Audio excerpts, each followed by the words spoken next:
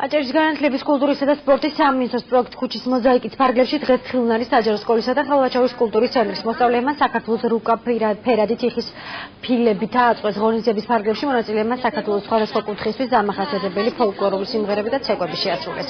ახალგაზრდებმა ქართული პოეტების ლექციებიც წაიკითხეს. პროექტის მიზანი მოსწავლე ახალგაზრდების თანამედროვე ხელოვნებით დაინტერესება.